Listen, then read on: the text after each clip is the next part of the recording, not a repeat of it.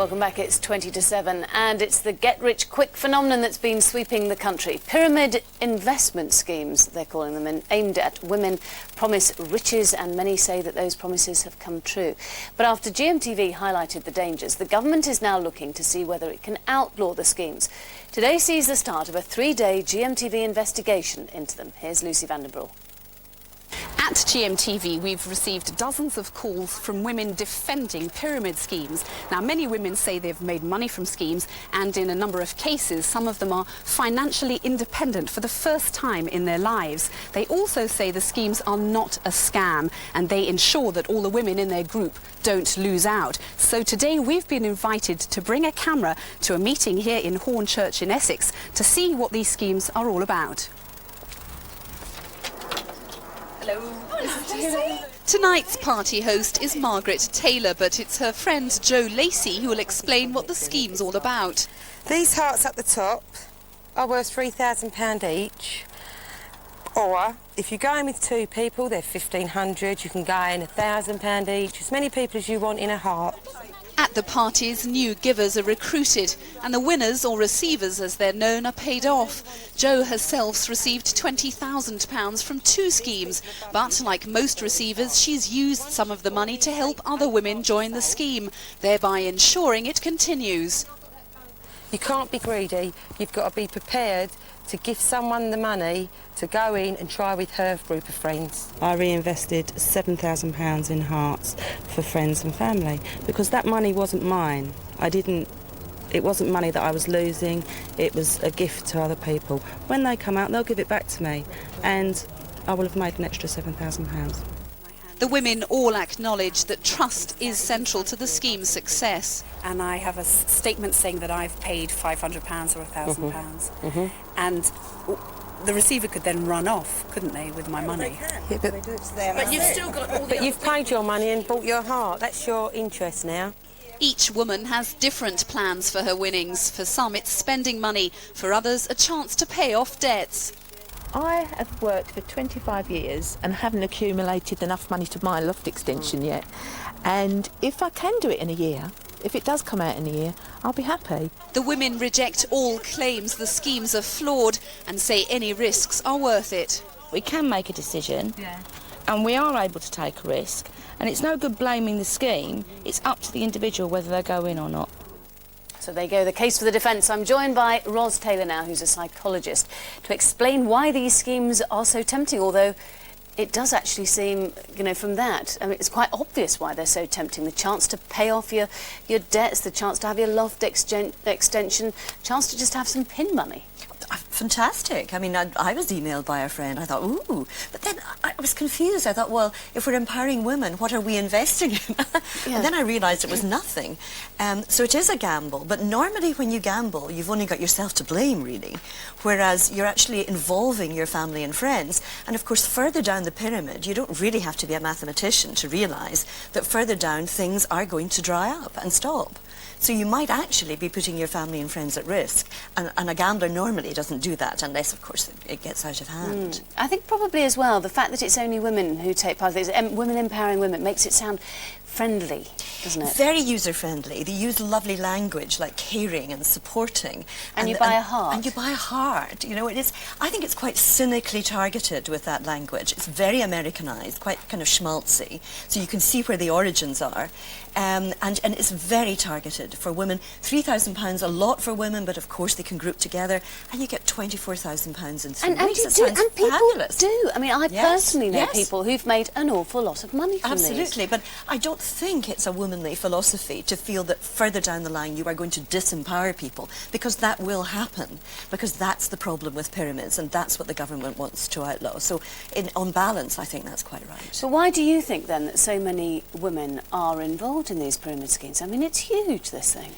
Well, I think for the first time they get the chance to earn some money, and yet it would be fabulous, because I work a lot with women in business, and I think it would be marvellous if they actually worked in a business for themselves and actually put something back into the community rather than just taking the money. And I know they give it to their families and all of that, but I think it's a huge need for women to be independent, do their own thing, and have some money for themselves, and maybe they haven't had that opportunity. Now, the Trade Secretary, Patricia Hewitt, is actually considering legislation to outlaw the scheme, although they don't know at the moment whether it comes under some kind of lottery commission thing.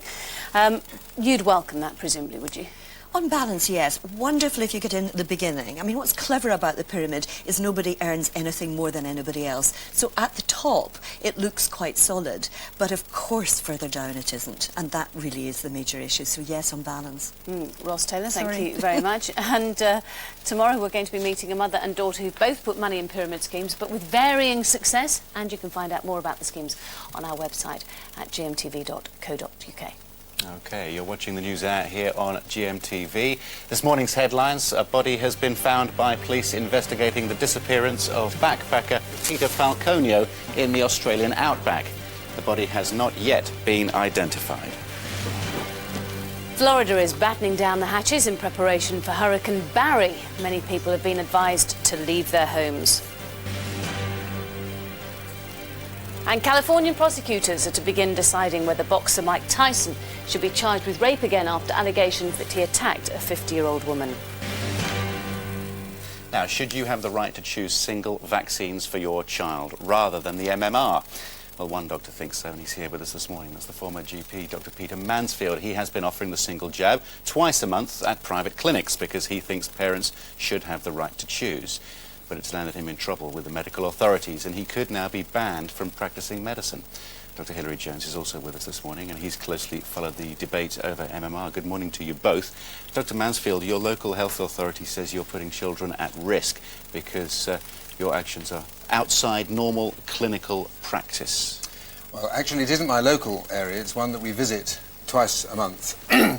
And they're taking the view that we are acting outside usual professional recommendation, which is fair enough, but there's no law against that. Doctors have independent clinical judgment and are free to discuss with their patients what their particular requirements are, and with their full information and consent then can order almost whatever treatment is legally available. Now, because of these concerns over MMR, and it's a story that we've revisited many times here on GMTV, vaccination rates have fallen. I don't know whether you would accept that or not, but there is a possibility perhaps of a measles outbreak as well. How do you respond to those?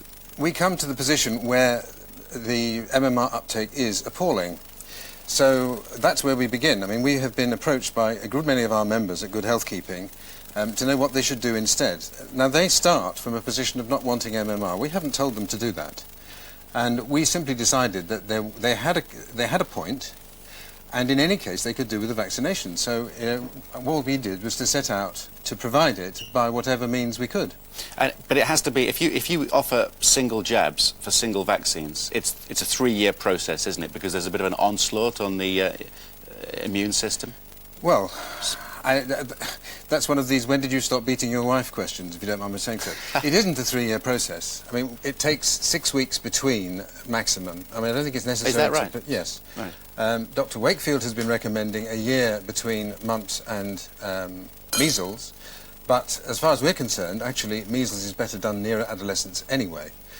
So our primary concern is to get measles in place. That's the epidemic one. And in order to do that at the moment, it is legally necessary to provide the rubella vaccine first. So that's what we do at the moment. Well, you've taken a huge personal risk here, haven't you? The authorities, the GMC are looking at starting proceedings to look at your actions. Well, I don't know whether it's a huge personal risk. I've been in independent practice for 30-odd years now. When you're in independent practice, you take great care with what you do at every step, every day, and I took equal care on this occasion, and I have no doubts or regrets about what we were doing or what we've done. So I'm interested to see what the actual substance of this allegation is. We haven't yet heard. Hilary, do you think it should be held in public, this hearing? I don't think it would do any harm at all. I have a lot of sympathy with Peter's situation. It's difficult to understand why he's been sort of picked upon when other practices and other clinics are offering single vaccines. He's practicing within the law in good faith, and he is clearly offering a service to those people who have been sufficiently concerned about the MMR.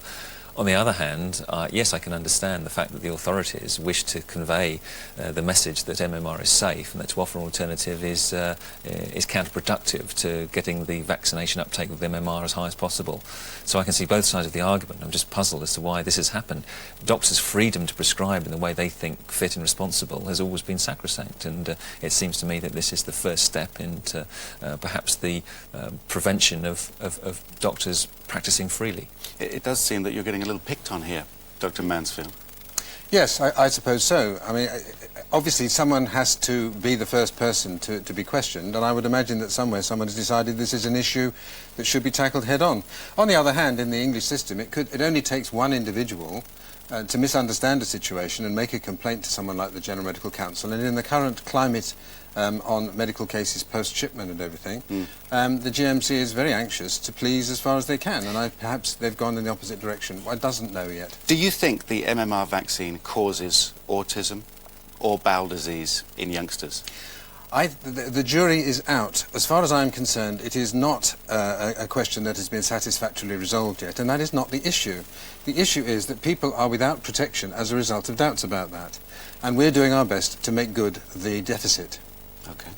I wouldn't agree the jury's out. I think the jury has come back and given a unanimous verdict several times that it is safe. There's about one person, famously, who still thinks there may be a link, and further studies are being carried on in many, many countries across the world. That to date, we have no clear evidence that there's any link. Okay, thank you very much indeed, Dr. Mansfield. Hilary. We spoke to the Department of Health about this, and they said the MMR vaccine is very thoroughly researched and tested and scientifically safe. Any link to autism has been scientifically disproved, and you can find out more information about MMR on our website at gmtv.co.uk. I was admiring our background. Isn't it lovely? It's quite nice. I quite fancy. I think we should move into the studio permanently. It's lovely. Isn't that lovely? St Paul's in the background. Glass back on the thing here. Yes, I know. Anyway, from the capital of England to the capital of Hollywood, Los Angeles, and Jackie Brambles has a stand-in. We say good morning to Nelson Aspin. Good morning to you. Good morning to you.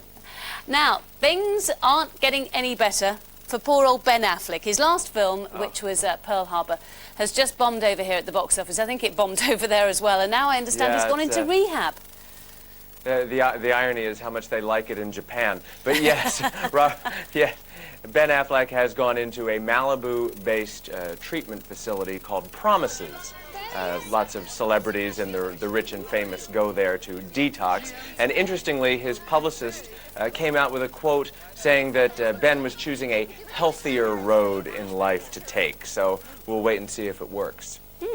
I think I'm sorry? You carry on for a moment. Yeah, so I think it's an interesting timing. He has a big birthday coming up in a few weeks. He has a big movie coming out in a few more weeks, and maybe he's anticipating some pressure and thought it was a good time to sort of clean up his act. When you say big birthday, we're not talking about the big 3-0, are we? It's the one before that. So, and you know, he has alcoholism. He blames his parents' breakup on his father's alcohol problem. His father actually now is a counselor because he has kicked the battle of the bottle. Oh, I've still got about 6 years before I reach that big birthday anyway. Meanwhile, someone else who's no stranger to rehab, Robert Downey Jr., has just landed a somewhat unusual role for a Hollywood star. Yes, he's going to have a little break from his rehab and get to go out and work on the new video for Sir Elton John. He's going to be part of the video called I Want Love, and they actually did some taping at a Beverly Hills mansion called the Greystone Mansion, and he was there lip-syncing along to this song called I Want Love. And then he's got to, be back in treatment, and he'll get to come out again for the Emmy Awards. Of course, he's nominated for an acting part on Ally McBeal. So all on condition that it fits around his rehab. And we're staying on a positive note. What's this about Whitney Houston signing a $100 million record contract?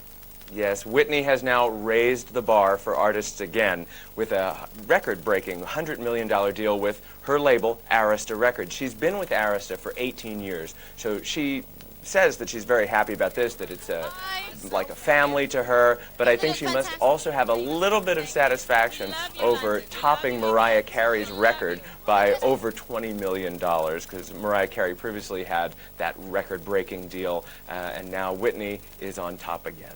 $100 million. I say, Nelson, thank you so much for speaking to us. I'm still sort of slightly speechless on this side of the pond. $100 million. What must that look like?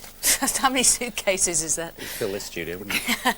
That's just about it from us this morning. Andrea's here with the weather after the break, and I'll be here with GMTV today. Yes, you will be. I'll be disappearing over to that very small news desk over there.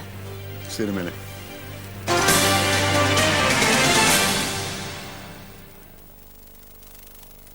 Thanks. This made me think. I don't like to admit it, but I really am getting older. Or should I say wiser? And whether one likes it or not, it's important to consider what will happen when you're no longer around. How can you achieve the peace of mind only possible from knowing that your loved ones will be fine whatever happens? Cornhill Direct's Senior Security Plan provides the answer.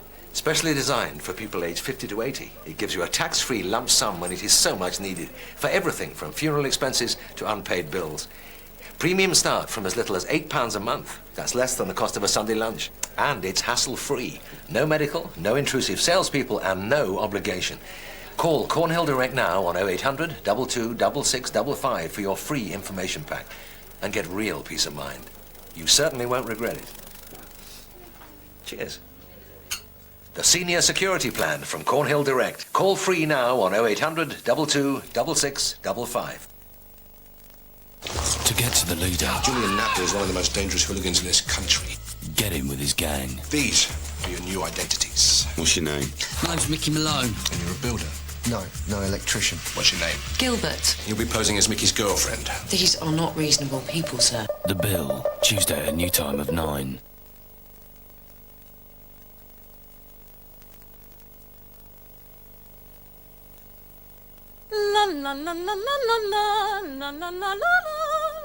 GMTV weather with Nighthole for a chirpier morning.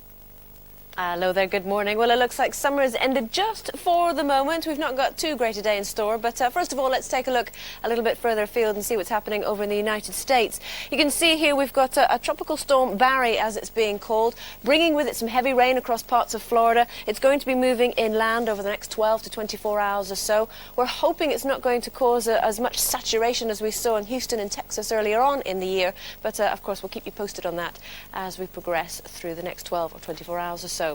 Taking a look then closer to home, you can see what's happening over in Europe at the moment. It's a cloudy scene across northern parts of Europe, sunshine across the board as far as the Mediterranean goes, and as you'd expect there, the temperature's not doing too badly either. We're seeing anywhere between 25 degrees in northern parts of Spain, stretching right the way across Iberia, across towards Turkey there, getting up to anywhere between 33 and 34 degrees, but closer to home still, not looking so great. If we take a look at the overnight radar, we'll take a look at this first of all. You can see here low pressure is influencing our weather. The overnight radar sequence showing where we've seen some heavy rain moving in across parts of Ireland, eventually moving across parts of Wales, stretching here across areas of Yorkshire. Top to tail, though, it's a rather more showery scene, and indeed it looks like northern Scotland's going to be faring best as far as the weather goes today. You'll be seeing more in the way of sunshine this morning, and then things hopefully should brighten up later on this morning. I'll give you more details in around half an hour. Here's your summary. If you'd like more detailed weather information, dial 09015 60 40 80 for a regional, national or holiday forecast.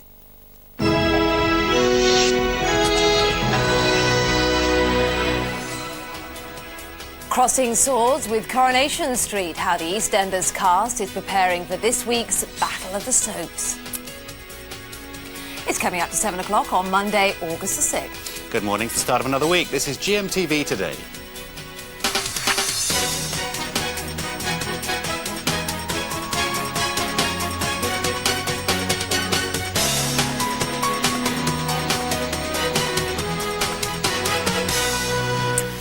So it's a big one this week, Weatherfield versus Albert Square. EastEnders, of course, going 4 nights a week, so all eyes will be on Friday to have a heavyweight contest. They're going head-to-head that day. And this morning we hear from 4 EastEnders stars, including Tamsin Outhwaite, who tells us how she copes with being called Britain's most beautiful woman. It must be just such a hardship, mustn't it? Do you see on the front of the Sunday Times yesterday? Yeah, it looks fantastic. Lovely. Magazine. There it is. Look at that. She's gorgeous, isn't she? I did like that picture, I must say. And the government says they're a racket and wants to ban them. So why are up to 2,000 women signing up for pyramid schemes every week? A top psychologist explains why, despite the evidence, some women are convinced they'll still get rich quick.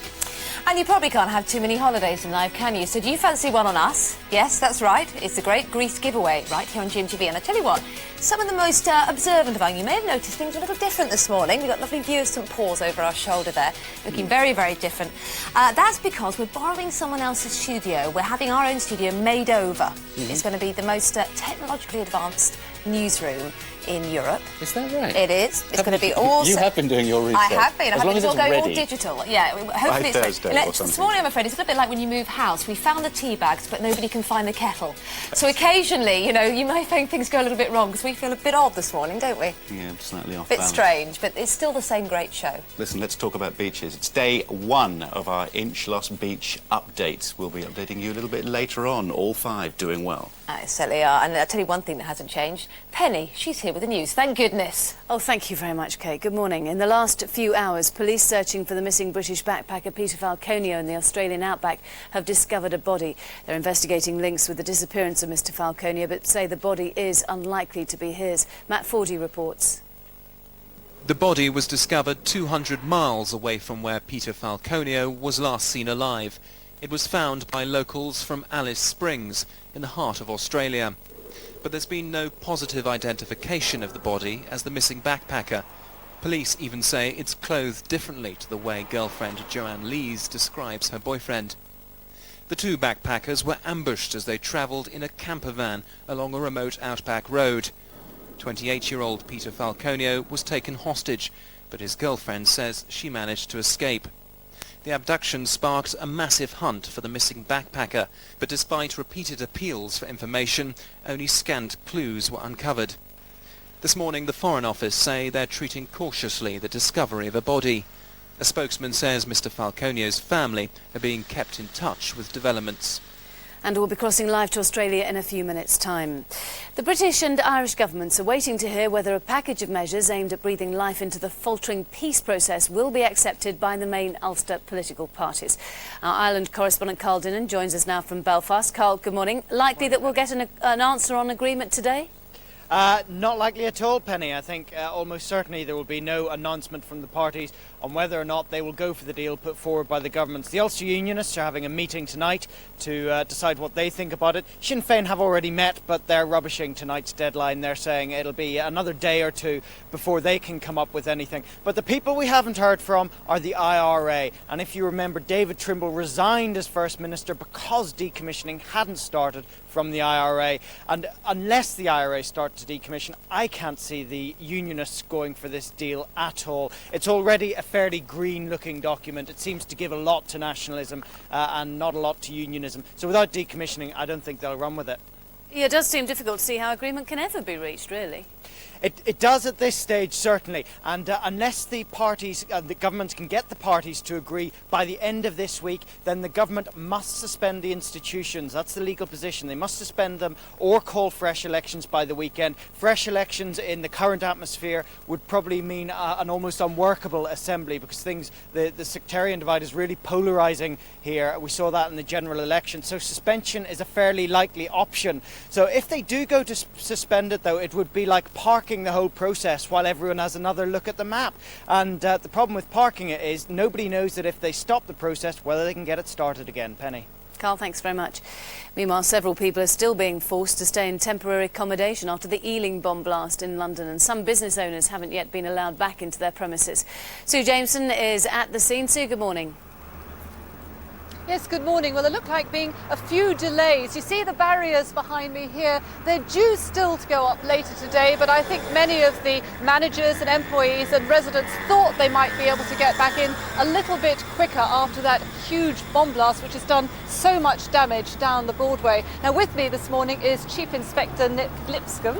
It's all taking a little bit longer than planned, isn't it? We thought that perhaps the forensic teams had finished, but they haven't yet. No, as you know, it's a very meticulous examination they have to do, and it's still ongoing. And we're very grateful for the cooperation we've been getting, certainly from the local population, who've been very good to us and very helpful. And in fact, if anybody has any information, I'd still like them to get in touch with our hotline, as that's very important.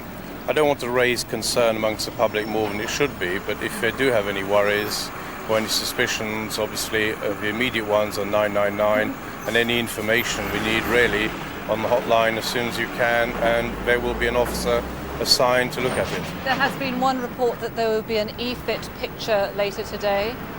I'm afraid I don't know about that. I've been doing the night shifts, and so I'm maybe a little bit unsighted on that one. So you think that the clear-up, though, is going to be finished by today so that people can get back to their businesses? I would certainly hope so. I mean, people have been working very hard to try and get it finished as fast as possible. Because it scattered the debris over a very wide area, wasn't it? The area was quite amazing how far it went, and every little bit might help. Right, OK, so that's obviously going on. You're going to have another busy day here, I know. We are, yes. Obviously, a lot of people waiting to see whether they can go back in. They may just have a longer wait than they first thought. Back to you. Sue, thanks very much. Florida is battening down the hatches in preparation for Hurricane Barry. The storm is due to hit the coast later this morning, as Havovi Todd reports. The people of Florida are again playing a waiting game. Hurricane Barry is bearing down on the coast at 70 miles per hour. The winds eased slightly last night, giving people vital time to secure their homes and buy last-minute supplies. People in some counties on the Florida Panhandle have been advised to leave their homes altogether. We do want people to know that they can expect a Category 1 hurricane, and even in Category 1 hurricanes, we almost always have some loss of life, and that's what we want to prevent. It's believed the greatest damage from Barry will be caused by flooding and storm surges. 8 to 10 inches of rain are predicted, as well as isolated tornadoes. And finally, sport. American Maurice Greene has won the 100 metres final at the World Athletics Championship in Canada despite an agonising injury. His run of 9.82 seconds is the second fastest run of all time. But it was clear even before the race was over that he was still suffering from a knee injury. It was a clean sweep for the Americans. Tim Montgomery came second, Bernard Williams third. Britain's Dwayne Chambers and Christian Malcolm came fifth and seventh. I've never forgiven them for making a very pleasant ride at Euro Disney very unpleasant. I never knew the Mad Hatter's teacups could be so hideous. Time is 7 minutes past 7. I'm back at past. Now here's the news, weather and travel where you are.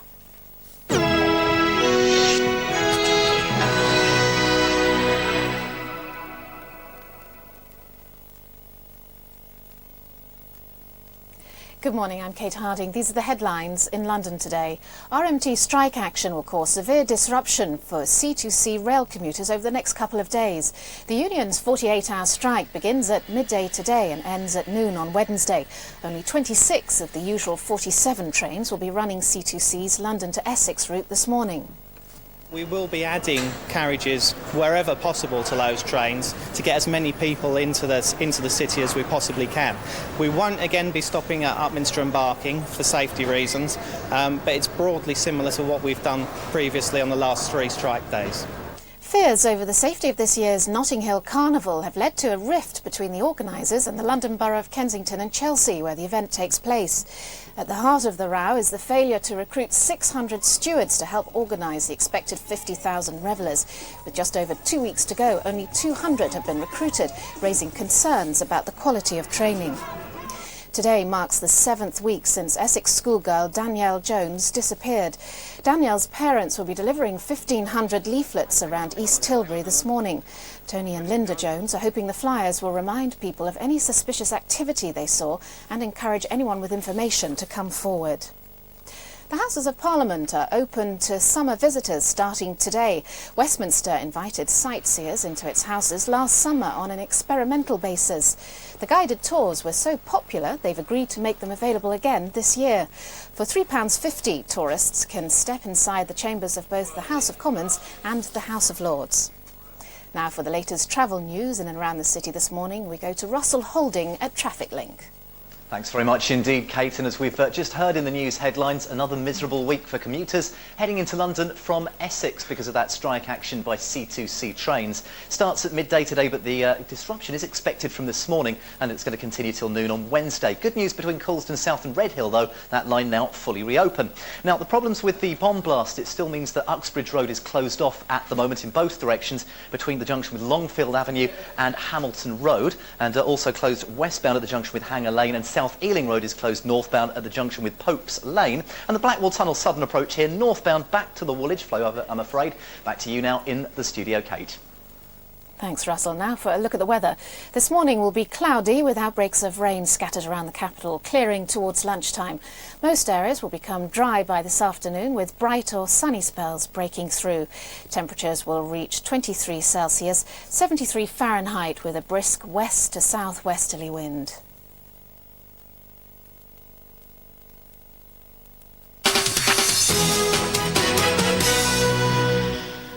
Good to see you again. Well, returning to our top story this morning, the discovery by police hunting for Peter Falconio of a body 200 miles from the place he's believed to have been abducted. This all happened in Australia, you'll remember. Well, joining us on the phone now is Jackie Lang. Jackie, what's the latest? What can you tell us?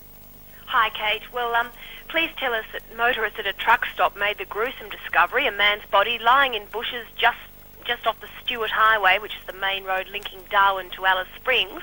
At first it was feared this could be the body of the English backpacker Peter Falconio. As you know, Kate, he was last seen 3 weeks ago after stopping to help a motorist who then shot him and held his English girlfriend Joanne Lees captive until she managed to escape.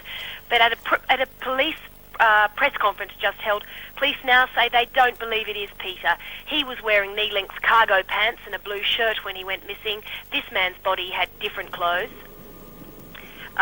Peter's girlfriend Joanne Lees and Peter's brother Paul Falconio, both in Alice Springs still, are being kept up to date. They haven't been asked to come forward and identify the body, which is undergoing a post-mortem as we speak. Well, if the body isn't Peter's, do the police have any idea who it might be? I mean, is it helping them with other sorts of investigations? Kate, it could well be, but they're just not prepared to publicly speculate. They're really keeping their cards tightly to their chest. I think part of the reason police don't want to say too much about the dead man is they don't want his relatives to learn about his death in this way. All they are telling us is that they've all but ruled out any connection to Peter Falconio's case. I understand the police are going to reveal some pictures, perhaps some security camera pictures. What's this about? They sent out an appeal to all the service stations after Peter went missing, and a security camera in Alice Springs at a service station captured a picture taken of a man and a truck from a security video on the 15th of July, but they've only just released this picture. It does seem something of a delay, but they say that the picture needed to be enhanced, so they're suggesting that they would like people to see if they could identify this man with a truck. Until then, the investigation goes on. Jackie, thanks very much indeed for speaking to us this morning. Thank you. Well, last night, just before the latest news from Australia, Amanda Sargent spoke to Joanne Lees' mother and stepfather, and she began by asking how Joanne was coping with suggestions from some quarters that she may know more than she's saying. The Northern Territory Police have always believed her. We've always believed her. All her friends, all her family, anyone that knows her. Well, it's just rubbish, yes, isn't it? Yeah. It's just utter rubbish. And it's just because, I think it's just because she didn't speak to the press straight away. You know, because I think she's traumatised still, because she has bad days and she's a bit better the day after, but, you know, she's not good really, is she? No, she's not right. So what's daily life like for Joanne at the moment? How does she spend her days? She's got 2 full-time police ladies looking after her all the time. They've kept her busy all the time. They take her out sometimes, don't they? And They'll take her on a bike ride, or mainly they're keeping the press away from her. And of course she will get recognised anywhere, so they've to keep Joanne away from the public as much as possible at the moment. So what kind of a girl is Joanne? How's she been coping with all of this? She's not all right. No, she's not all right. I mean, I asked her that once and she said, I'll never be all right. But she's bearing up, I think, you know, and taking every day at a time. She likes to hear things about home, isn't she, about her brother and what he's done, and she's trying to just keep going, I suppose. Jennifer and Vincent James are talking to Amanda Sargent. They were, of course, Joanne Lees's parents. Deeply shocked as well. Now, these are this morning's headlines at 7:14. Florida is battening down the hatches in preparation for Hurricane Barry. Many people have been advised to leave their homes. Californian prosecutors to begin deciding whether boxer Mike Tyson should again be charged with rape after allegations he attacked a 50-year-old woman. And the weather to start the week. Bright in northern Scotland, with rain edging northwards from northern England into Scotland. Wales, central and southern England will become brighter. Maximum temperature 23 Celsius, that is 73 Fahrenheit. Now, it's 6 weeks since I joined 5 recruits on Inchloss Beach, desperate to lose some weight before their holidays, firm up a little bit, that's what they were after. This week, we're seeing whether they're winning the Battle of the Bulge.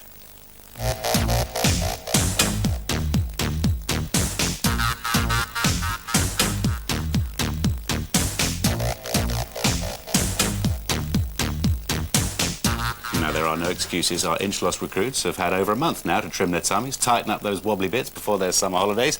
They all did very well during the week, but everyone's around them on the week. When they're not there, can they still do it? Did they have the discipline? Well, we'll be catching up with them over the next few days.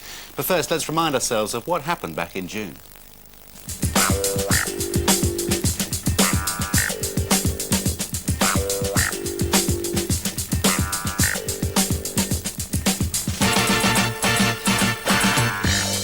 There's 5 of them, and they're not particularly unfit.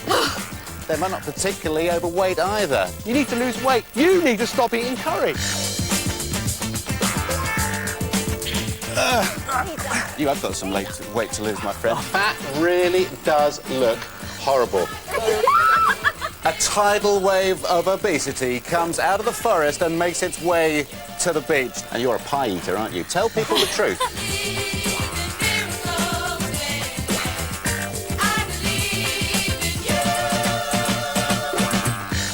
I would like to nominate Nikki Waterman. She has feasted us all day. Nikki Waterman. Nikki Waterman. Nikki made us jog up the hill. Nikki has been a little slave driver. They don't like you, you've got to go. They may hate me now, but they'll love me at the end of the week. We're doing tricep dips. This is the lunge. Susan hates her thighs, don't you? Now, this gets your heart pumping. Now, this works. Val is really concerned about her tummy. Go on, pull it. You're not cheating, are you? We're going to turn them from fat storing machines into fat burning machines. You are a fat burning machine, Val. What are you? Do you believe it? Fat burning machine. And you guys, Amanda and Colin, aren't married yet, so you get separate rooms. Not being Amanda's really annoying me now.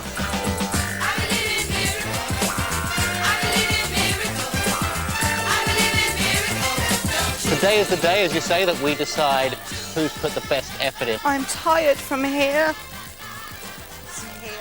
I feel so much better, and I like feeling stiff all over. What? This really is the moment of truth, John. This is what they were before. There's £7 gone there. This is superb stuff. And the winner of the spa holiday for the recruit that has given the very best effort is... Well done. I just want to say one thing. Team effort, we all stuck together and that's what did it. And the great thing is he won, but his fiancée was on that, wasn't it? So they could both have a holiday together. So 2 people won, really. They thought it was going to be nice down there. They thought it was going to be... You weren't very nice, Mr. Andrew Castle. What was all that tidal wave of obesity as they ran past? You were lucky not to get a thump. Good line, though. No, they were coming down out of the forest and they were just out of shot. They were about 75 yards away, so they didn't hear that, but they've seen it now. So you're in serious trouble. Yeah, they had to be put through it. I mean, all these people were different from the inch loss that you did. Yeah. You know, this wasn't. They didn't have sort of other problems. These people. This was, you know, maybe in another couple of years they would have added so much weight that it would have become terrible. Yeah, they sort of nipped it in the bud, whereas perhaps people on Inch Loss Island had several stone to lose. Exactly. We just turned the now, key in you the like to engine. think you're a bit fit, Mr. Sportsman. Could you Fit. cope with what they did? Exercise is all about what you put in and you get out. Everything is personal. You just got to tailor a program just for you, and that's what they did. I mean, doing what they did was okay for me, but I mean, I needed to do something a little More bit extreme. advanced of that. Other people need to do a little bit less. It's all about We ought personal. to have an Inch Loss castle or something, wouldn't we? And go and watch you go through some extreme sports or I something. tell you what, I have actually been back to this place. It's very nice too. I took a little family holiday down there. It was really nice. On the tennis court, I did worry. I made them run backwards. Hamstrings tend to be weaker than quads. They almost Right. fell over. That would have been anything I would have changed on the week. Okay. A bit wobbly. It's good fun though. Well, later on in the week, we're going to be finding out how the Inch Loss Beach recruits are getting on. We're going to speak to them personally. If you want more information about how you can lose weight as they did, then go to our website, gmtv.co.uk. Now, that's not too exhausting, isn't it? Just a few buttons. I can do that bit. Yeah, we It's can the do that. exercise and the diet that's a struggle. 7:19 this morning. Now, for fans of EastEnders, the news could hardly be better. 4 nights a week, starting tonight. On Friday, it'll go head-to-head in a fight for viewers against its big soap rival, Coronation Street, of course. The story this week is the tension between Mel and Steve Owen. Mel is played by Tamsin Outhwaite, and Donna Bernard has been down to the set of EastEnders to meet her and find out what's in store. So Mel's been a very busy girl, hasn't she? She has. Since she started. Since she started nearly 3 years ago now, I know. And you're in the middle of a big storyline now. Mhm. So what are you allowed to tell us about it? Now, you know Steve's been a naughty boy. We know that. We know that. Mel doesn't know that Right. yet. But Mel's obviously, she was pretty she would be on the call of duty going to Steve's mum's funeral without anybody there, the only one that turned up. So she obviously knows something's up. She thinks he's just reacting very badly to the death of his mother. And then we find out, obviously, that he's been a naughty boy the day of the funeral.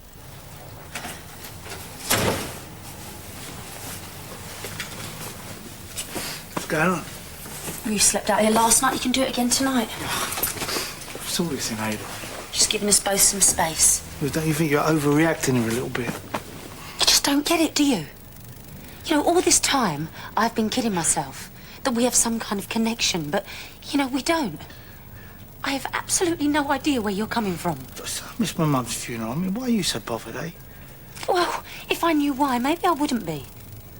But you've completely clamped up on me. Come on. Hey. I want my husband back, Steve. You know, I'm not going to share my bed with a total stranger. If you carry on like this, we're over, all right? Being paired up with someone like Martin Kemp's been wonderful because he's a great actor and he's a great worker and he's, you know, a very generous actor. So we work through our stuff, you know, quite kind of meticulously. Yeah, intensely. Yeah, we are quite intense about it, in the sense that, you know, we want it to be real and we want it to look like not just like another couple that's going through a rough one, but why are we going through a rough one? We're trying to analyse it a bit more. So it's nice. We have a lovely relationship, working relationship. It's really nice. So Are they the ones you're closest to, the ones you came into the soap with, like Lucy Benjamin and Martin Kemp? I think you're always closer to the people you work closely with, and Martin and I work closely together, and Lucy and I work closely together. So yeah, but there's a lot of like Natalie Cassidy and Steve, who's with Lucy. I mean, everyone gets on so well. It is like a big family. And once you're out and about in the public eye, do you feel as if there's an enormous pressure to look good all the time? Well, I think there's a certain pressure when you go out, but if you don't go out that often, then you relieve the pressure. You just stay in. But no, if there's an award ceremony or something like that, and you know that there's press there, of course, you know, you want to look nice. Yeah. But part of it's about how you feel and not necessarily succumbing to the pressure of other people, you know. And you've won a ton of awards as well, haven't you? You've won Woman of the Year, you've won Sexiest Female about 100 times, you've won Best Newcomer in a Soap as well. That must all be really rewarding. Of course, because you want to be recognised for the work that you're putting in, as opposed to the way that you're looking or the way your hair is. But all of those things are lovely as well. It must be hard to keep your feet on the ground when you keep getting voted Sexiest Female on TV and that kind of thing. Yeah, the people around me keep my feet on the ground very well. Yeah, my friends and family, because they see me in all sorts of, you know, attire. They take the mickey a bit as well. well. Yeah, they're like, how can you be the sexiest female in a soap? Look at the state of you.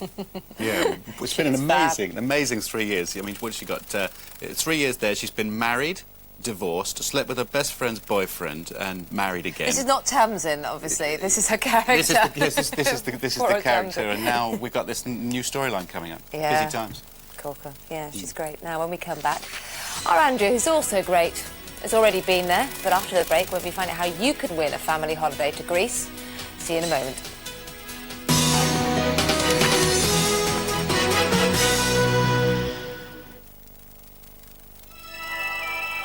Indulge yourself in a refreshing floral fragrance that you can only get from Fairy Liquid.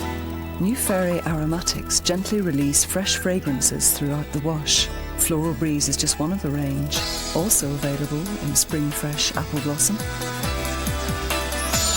and Lemon Zest. New Fairy aromatics, a fresh approach to washing up. Statistics show that a cat's immune system declines by age 7, and that by age 8, it could be just half the strength of a 2-year-old cat. Forget statistics, because now there's IAMS. IAMS Senior is proven to take the immune system of an 8-year-old to the level of a much younger adult cat. IAMS gives your cat complete and balanced nutrition in every stage of her life, day by day, for a long, active time together. Welcome to a new world of health. IAMS. Not everything's rosy in the Garden of England. The school, it's having to close. I don't think that's right at all. But with the Larkins around, I'm sure they'll cook up a cunning plan. You'd be surprised what the Larkins get up to at times. The Darling Buds of May, tonight at 8:30, ITV.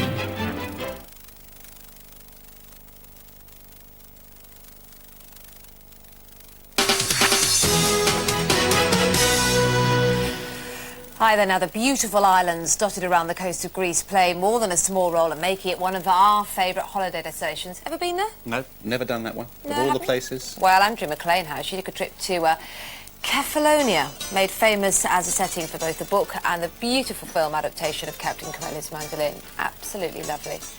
Really is. Well, now, if you fancy sampling some of these delights for yourself, here's a chance to do just that. Another of our great holiday giveaways. How do you fancy a family holiday in Corfu? It'll do. Yeah, absolutely. Mark Simkin has the details. Feeling a bit like Cinderella? I can be your Prince Charming. I've got just what you need to make you feel like $1 million.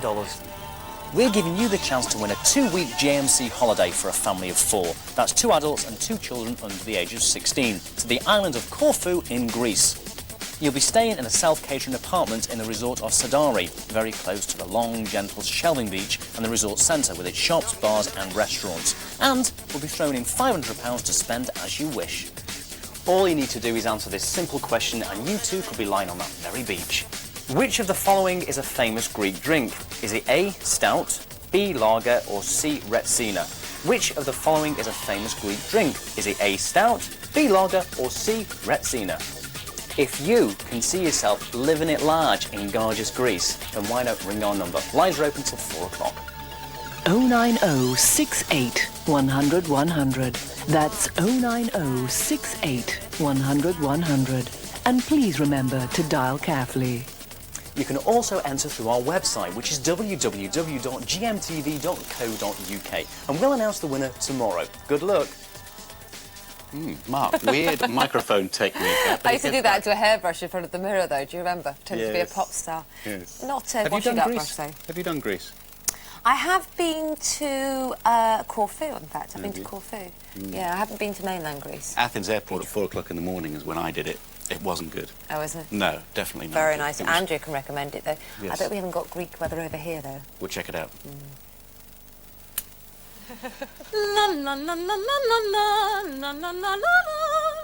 GMTV weather with Nighthole for a chirpier morning.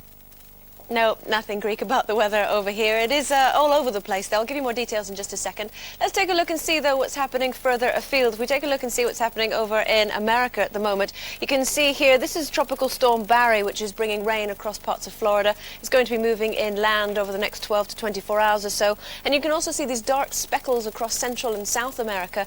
Those are thunderstorms that rumbled away at around tea time yesterday. Now, very quickly, this is a story across much of mainland Europe. You can see we've got rain over us. It's a similar story over much of northern Europe. We've also got this system trailing rain down across parts of Russia into the Balkans and former Yugoslavia as well. But the Mediterranean faring very well, seeing sunshine. And it looks like the temperatures too are acting pretty much as they should be. Now, it's high pressure that's causing all that fine weather across the Mediterranean. Low pressure over us at the moment and a succession of frontal systems moving across us. This is the first of them. You can see here those bright echoes showing some fairly heavy rain across parts of Northern Ireland. We've also seen heavy rain moving across parts of Wales, northwestern parts of England. Top to tail, though, it's a little bit more showery, and indeed it looks like northern areas of Scotland is going to fare best as far as the sunshine goes this morning. Doesn't necessarily mean it's going to be a beautifully bright day across Scotland, but northern areas at least are going to stand the best chance of enjoying some sunny spells. It's a cloudy start across England and Wales, though, and I think as we progress through the day, what we're going to be seeing is that band of rain moving its way northwards into southern counties of Scotland and indeed into northern counties of England. Brighter weather moving in behind it, and that'll be reflected in the temperatures as well. We could see highs anywhere between 15 or 16 in the north, where it'll feel fresher, 20 to 23 degrees across the south. Here's your summary. If you'd like more detailed weather information, dial 09015 60 40 80 for a regional, national or holiday forecast. We're getting all comfy here now. We like the studio. We might stay. It's a lovely view. I know, it is. A glass back on the back. Making Gorgeous. an apartment. Yeah, £850,000 this part of London for a one bed. Exactly. Ridiculous. It's not for long, though. Don't think we're going crazy or anything. We're back in our normal studio on Wednesday, won't we? Just a couple of days holiday Wednesday over or here. Thursday. Yes. If we do it this week, it'll be good. It's one of those Yes. things. Okay. Exactly. In the next half hour, as new pyramid schemes